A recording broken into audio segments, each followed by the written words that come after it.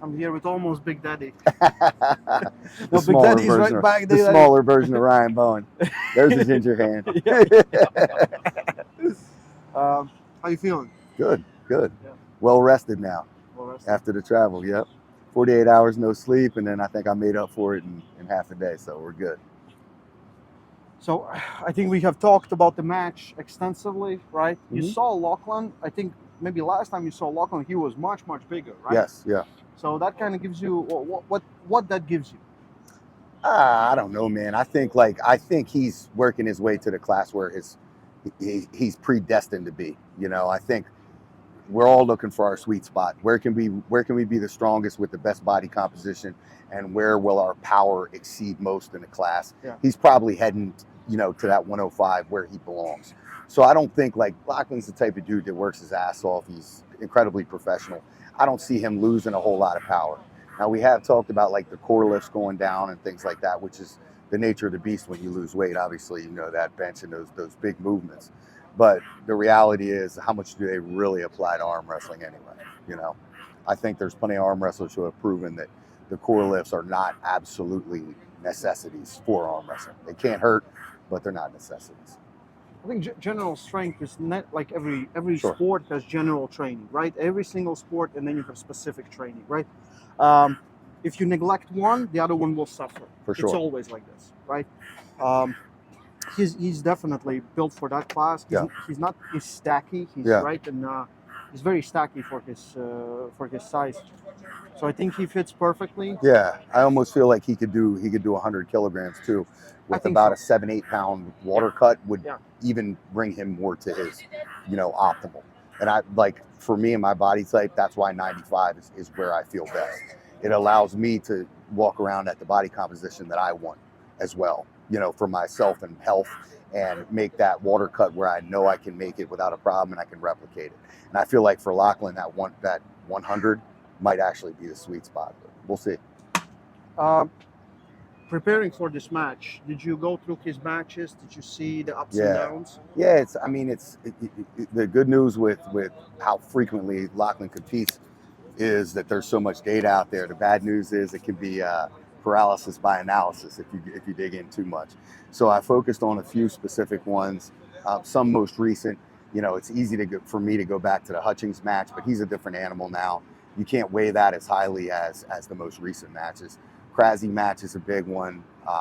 Tough to take a lot from the Araboli match, other than knowing where he was at with the weight and the disparity there, how impressive that win was.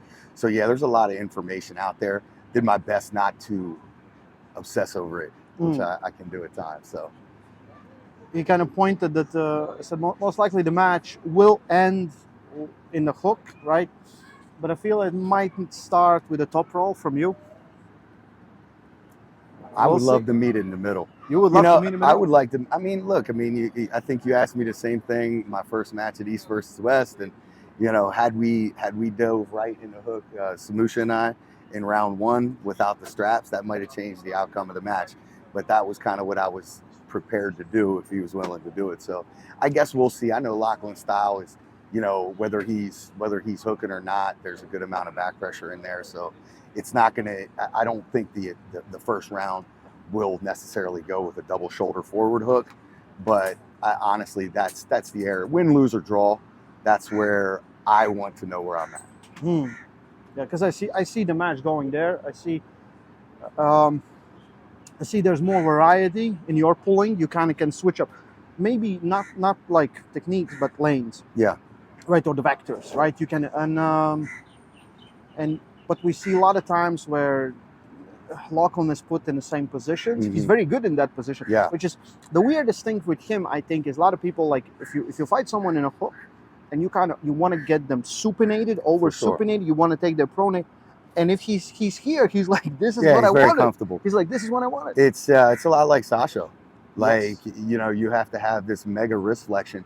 And sometimes I'm concerned that my actual genetic wrist flexion is not enough to turn those guys completely palm up like that. But that's the way Sasha is. He'll be wedged in there and he'll be sitting.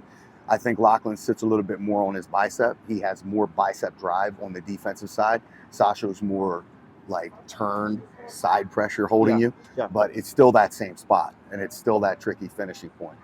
So, like I said, I think there's a couple different options, but the real test is in a hook, and that's kind of what I'm most interested in. That's why you came here. Yeah, I mean, like when the match was offered, like the first thing I thought to myself is, man, that could be interesting in a hook.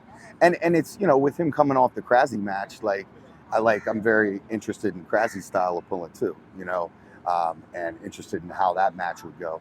And I thought Lachlan performed extremely well against Krasi, you know, and given what I know about his health situation at the time, it makes it even more impressive. So, I mean, this to me is a match that I definitely wanted to do way back in the day with Ryan Bowen's promotion, and things didn't work out with the injury and everything. But yeah, I'm looking forward to this match a lot. And especially, it makes it better when you're competing against somebody that you respect, you know, and it's not like the weirdness, you know. Yeah. It does almost feel like a West versus West match, though. I feel like Australia is like honorary Western competitors now. Yeah, it is. Yeah, it is. That's exactly how I see it. Like it's there's not a lot on stake, right? Yeah, you're not fighting, but I think Lachlan has more to lose, right? You have some things to gain in this one.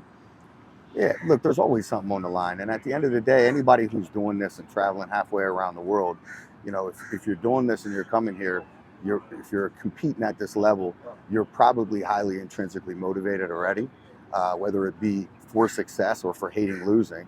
Whatever your thing may be, I think we're all highly invested, regardless of whether it's in, you know, it's a in the weight class match or not.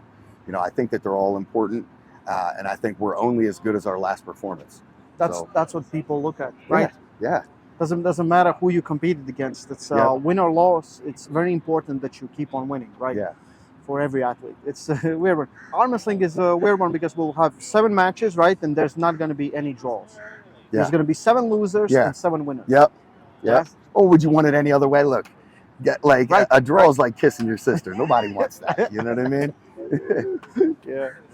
This is the was the saying coming from Alabama? Huh? Alabama? Yeah, that's old Western PA euphemism there. Okay. Gotcha. How was Dubai? Great, hot, very hot, very hot. Definitely, like I was thinking to myself, like dry heat, like Vegas heat, which is manageable, but this is humid. It's humid. The minute you come outside, your breathing is like labored. Yeah. And that doesn't help when I'm 105 anyway. I'm feeling like a fat. How does it feel like? Because usually you're with your water bottles, you're walking around. Like I know the whole drill, right? It's weird. I don't like it. You know, I'm so used to my routine. I'm a routine-driven person. You know, and I've got myself comfortable with that uncomfortability, and it's become part of my process. Being able to eat and do whatever I want, you know, I still have this latent stress that I'm not going to make weight. Like I just asked Brian, like, when's the weigh-in? Like, I don't know what's going on. And I'm like, I'm under, but I'm still stressed out. You know what I mean? But no, it's good. Uncharted territory for sure. If you don't hit it, like there's a little bit over, you just go outside, hey, come back in. That's the good news. You say, I'll be back in 5 minutes. Yeah, and you're done. Yeah. It's like nothing. Man, like I have talked about this match so many times. A lot of people has asked me about this. I think it's very exciting. I really want to see you guys go on the inside. Mm-hmm. Lachlan is extremely confident. Mm-hmm. Like he always is, but I think he thinks like, okay, maybe I'm facing someone similar. He must be weaker than me. And I said like, I think we have to tell what you cannot do, right? Mm-hmm. I don't think you can win him in a hook. Okay. Okay. Well, listen.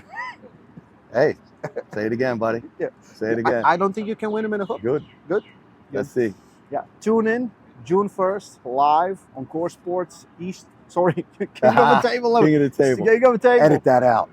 It's all the same promotion, guys. It's all the same thing. Yeah. King of the Table, 11. Yeah, 11.